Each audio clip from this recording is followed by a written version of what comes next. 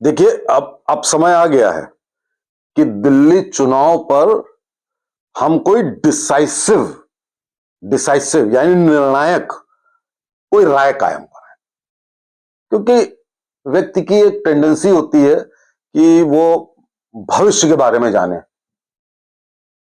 भविष्य 8 फरवरी को आ जाएगा, लेकिन ये प्रवृत्ति है मानव की कि भाई 8 फरवरी को होगा क्या, इस बार कोई चेंज होगा कि नहीं होगा।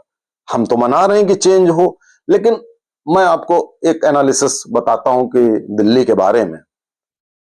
देखो, दिल्ली में आज आज 23 तारीख है, योगी जी की एंट्री शुरू हो गई है। योगी जी 14 जगहों पर रैली करने वाले हैं, उनको काम दिया गया है। और ये 14 जगह ऐसी हैं जहां पर बीजेपी कभी जीती नहीं, 1993 के बाद से नहीं जीती। तो उनको जैसे अच्छा स्टूडेंट होता है ना, उसको हमेशा मुश्किल सवाल दिया जाता है हल करने के लिए। तो एक डिफिकल्ट टास्क योगी जी को दे दिया गया कि इन 14 पे करके दिखाओ। अब योगी जी ने चैलेंज लिया है। शायद मेरे ख्याल से अभी या थोड़ी देर बाद शायद उनकी पहली रैली भी है। उसके बाद वो फिर मिल्कीपुर भी जाके, जो अयोध्या का मिल्कीपुर है, वहां भी रैली करेंगे। योगी जी की एंट्री के बाद आपने प्रश्न किया कि कोई फर्क पड़ेगा कि नहीं, क्योंकि आपका ये शंका है कि शायद दिल्ली में ये कार्ड नहीं चल पाएगा ध्रुवीकरण का, जो हरियाणा में हुआ, महाराष्ट्र में हुआ। मैं इससे बहुत ज्यादा सहमत नहीं हूं। देखिए, ऐसा है, ये बात सही है कि दिल्ली में जो सिविक एमिनिटीज हैं वो काम करती हैं। इंफ्रास्ट्रक्चर, सड़क, बिजली, पानी, ये सब काम करता है। और उसी से रिलेटेड रेवड़ी फ्री की कल्चर जो केजरीवाल ने शुरू कर दिया, एक इंजेक्शन लगा दिया भारतीय समाज में रेवड़ी का, फ्रीबीज का।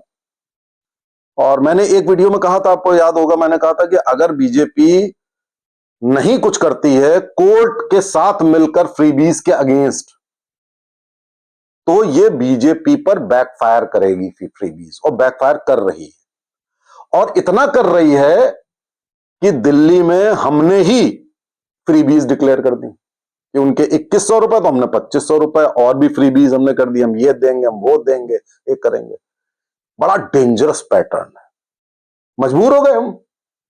अच्छा, मजबूर क्यों हुए? हम सत्ता तो गंवा नहीं देंगे, हमें फ्रीबीज देनी पड़ेगी। या तो वो जो 2 साल पहले मैंने कहा था कि भैया सुप्रीम कोर्ट के थ्रू ही इस पर निर्णायक वो करिए कि कोई फ्रीबी नहीं देगा, आप भी मत दीजिए। गरीबों की मदद करना दूसरी बात होती है। फ्रीबीज का मतलब 5 किलो राशन से नहीं है। कोविड में लोग भूखे मर रहे थे, 5 किलो राशन हमने दिया, उसको तुम फ्रीबी कहोगे? तो इससे बड़ी बेईमानी और इससे बड़ी गलत बात कोई नहीं। लेकिन केजरीवाल, मैंने हमेशा कहा कि ये धूर्त भी हैं, ठग भी हैं, ऐसे शब्द मैंने इनके लिए इस्तेमाल किए, अभी भी कर रहा हूं।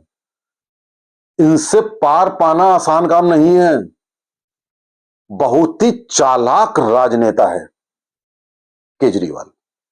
मुझे मालूम था कि अगर हम फ्रीबीज करेंगे तो जो पूर्वांचल के लोग हैं और झुग्गी झोपड़ी वाले हैं और इवन मिडिल क्लास है, मैंने दिल्ली में देखे, आपको याद होगा कि करोड़पति लोग वो भी कह रहे हैं बिजली का बिल कम आ जाएगा, यार ये पानी फ्री मिल जाएगा। ये जो फ्री की टेंडेंसी है, इसका मुझे लगता है कि केवल गरीबी से ही लेना देना नहीं है, अमीर लोग भी उतने ही प्रभावित हैं। उनको भी फ्री मिले तो अरे चलो यार, हमें क्या करना, बाकी इश्यू से दे उसको वोट, हमें कम से कम बिजली का बिल ही कम आएगा। उसने मतलब जानबूझ के ऐसी टैक्टिक खेली कि उसका कोई जवाब नहीं है, और अंत में हमें उसी के लेवल पर उतरना पड़ा। जरा देखिए, केजरीवाल एक शहर का चीफ मिनिस्टर है, एक शहर का चीफ मिनिस्टर, और हमारी पार्टी विश्व की सबसे बड़ी, बीजेपी विश्व की सबसे बड़ी पार्टी, और हम लार्जेस्ट डेमोक्रेसी के ग्लोबल लीडर हैं। हमें एक अदना से शहर के मुख्यमंत्री के लेवल पे उतरना पड़ा कि हमको भी फ्रीबीज बांटनी पड़ी, वरना क्या करें, 3 बार के बाद चौथी बार भी हार जाएंगे चुनाव। तो ये उसकी चालाकी आप देखिए उस शख्स की, कि वो आदमी शराब घोटाले से लेकर, वो शीश महल घोटाले से लेकर, और मोहल्ला क्लिनिक घोटाले से लेकर, यमुना से लेकर, पानी से लेकर, सब जगह फंसा हुआ है। लेकिन जनता कहती ना, हमें फर्क नहीं पड़ता।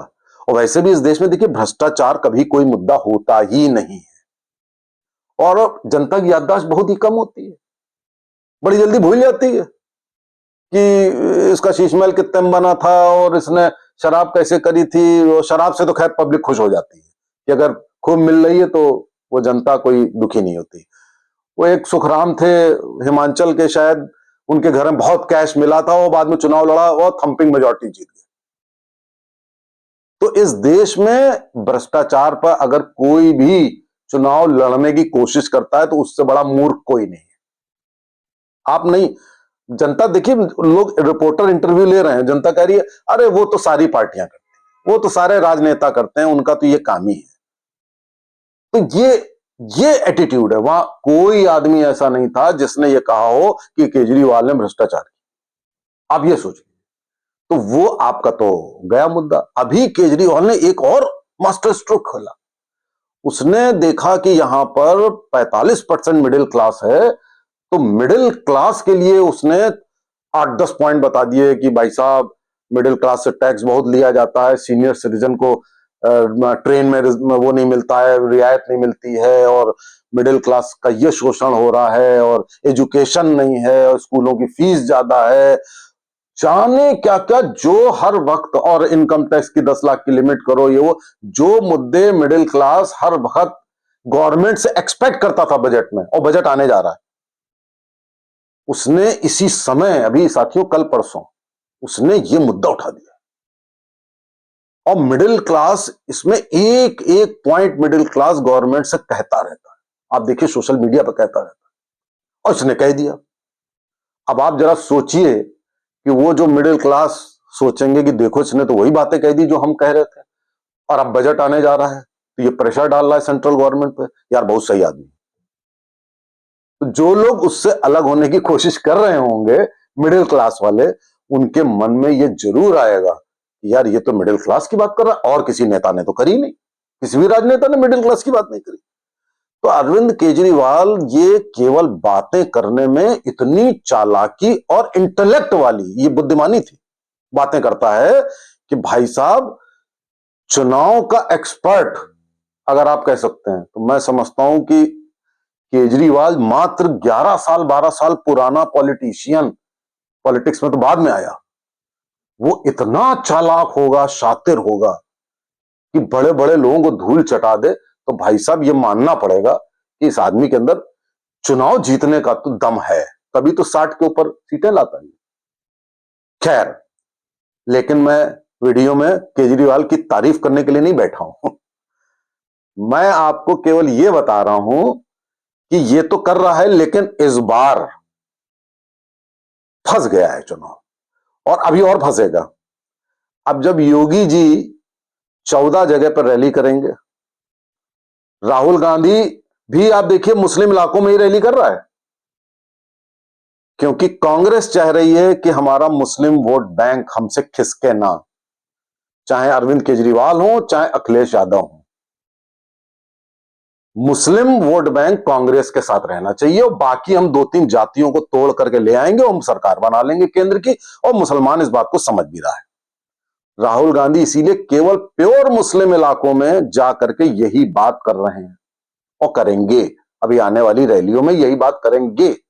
लेकिन कांग्रेस अगर 1-2 सीट जीत जाए तो बात अलग है, कांग्रेस सीटें नहीं जीतेगी, लेकिन कांग्रेस का वोट शेयर इस बार बढ़ने वाला है, कम से कम 4-5%। और उससे जो वो वोट शेयर बढ़ेगा तो वो इस बार वोट अरविंद केजरीवाल के ही काटेंगे। पहले कांग्रेस ने कुछ बीजेपी के भी वोट काटे थे, लेकिन इस बार वो मुस्लिम वोट ही काटेंगे। तो उस लिहाज से अरविंद केजरीवाल का वो वोट शेयर डाउन हो गया। अब योगी जी की जब बैटिंग शुरू होगी, और जब शुरू होगा ध्रुवीकरण या हिंदू एकता वाला कार्ड, और ये हमेशा होना चाहिए। आप समझ रहे हैं, नहीं समझ रहे हैं? क्यों नहीं होना चाहिए? जब मुस्लिम एकजुट होकर वोट देता है और 100 में से 100 मुस्लिम बीजेपी विरोध में वोट देते हैं, तो हिंदू क्यों नहीं यूनाइट होना चाहिए भाई? क्यों नहीं 100 में से 90 हिंदू, कम से कम 90 हिंदू बीजेपी को वोट देते हैं? क्यों नहीं होना चाहिए? उसमें क्यों इतराज हो जाता है कि अरे भाई साहब ध्रुवीकरण कर दिया, पोलराइजेशन कर दिया? अरे आपका पोलराइजेशन तो चल रहा है 200, 400, 800 सालों से चल रहा है आपका पोलराइजेशन। आजादी के बाद से आप 100% वोट ले रहे हैं। जो जितना देश विरोधी उतना ही उसको मुस्लिम वोट मिलता है। वो तो एक झुंड में जाते हैं, फायदा हमसे लेते हैं, राशन मकान सब हमसे लेते हैं, हंसते हैं कि देखो इससे सब ले लिया, अब वोट दबाएंगे जाके कांग्रेस पे या अखिलेश पे।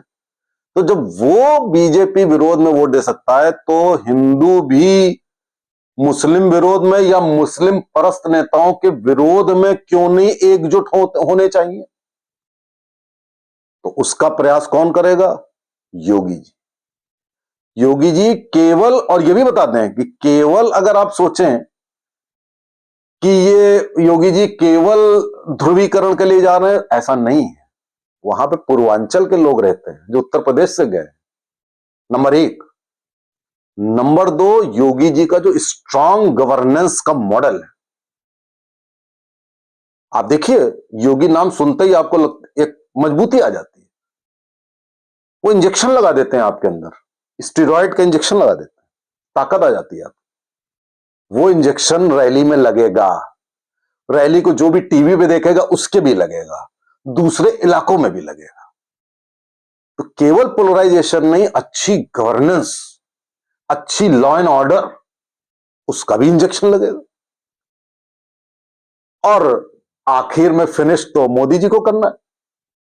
5 फरवरी को महाकुंभ में मोदी जी स्नान भी करेंगे और आचमन भी करेंगे, पूजा अर्चना भी करेंगे। तो दिल्ली हो चाहे मिल्कीपुर हो, वहां के लोगों के अंदर एक आध्यात्मिकता और स्पिरिचुअलिटी और धर्म और भारतीय संस्कृति की भी बात जागेगी कि तुम ये कर क्या रहे हो, देश विरोधियों को वोट दे रहे हो। वो भी बात उठेगी मन में, इंसान ही तो है, तो इंसान है तो मन में बात आएगी कि अरे भाई हमको ऐसा नहीं करना चाहिए। और मैं कह भी रहा हूं कि ऐसा नहीं भी करना चाहिए। लोग मिसगाइडेड होते हैं, कोई मुफ्त की राजनीति से, कोई किसी राजनीति से। तो वो मिसगाइडेड कम से कम जो आपके भारतीय, विशुद्ध भारतीय जिन्हें हिंदूज कहा जाता है, उनके वोट्स का तो कंसोलिडेशन हो। जब उनका हो रहा है तो आप अगर उनमें से तो आप 1% भी वोट नहीं ले पाते हो, तो आपके खेमे का आदमी दूसरा जगह वोट क्यों देता है? जातियों में क्यों बटा हुआ है? तो ये याद रखना पड़ेगा कि ये जातिवाद में हम अखिलेश, लालू इन सबको पार नहीं पा सकते। फ्रीबीज में हम केजरीवाल को पार नहीं पा सकते। हमारी टीआरपी है राष्ट्रवाद और हिंदुत्व, और नंबर 3 पर अच्छी गवर्नेंस और अच्छा विकास। अगर ये 4 चीजें से हमने लोगों को मोटिवेट कर दिया, तो कोई कारण नहीं है कि वो एक मुश्त घर से निकलकर हमको वोट दें। इस बार बुधवार को है वोटिंग, इस बार छुट्टी उट्टी बहाना नहीं चलेगा, कहीं जाओगे नहीं, और हमारा बूथ पर भी काम बढ़िया होगा। तो उम्मीद करते हैं कि इस बार, देखिए दिल्ली इलेक्शन में आपको ये बता दूं, 40-30 के रेशियो में रिजल्ट आएगा। या तो बीजेपी 40, आम आदमी पार्टी 30, या आम आदमी पार्टी 40, बीजेपी 30। ये जो 10 सीटों का डिफरेंस है, ये अगले 10 दिनों में डिसाइड होगा योगी जी और मोदी जी के द्वारा। अगर ये 10 सीटें एक्स्ट्रा यानी 40 के फार्मूले पर हम बीजेपी ले आए तो हमारी सरकार, वो 40 ले आए तो उनकी सरकार। देखते हैं क्या होता है।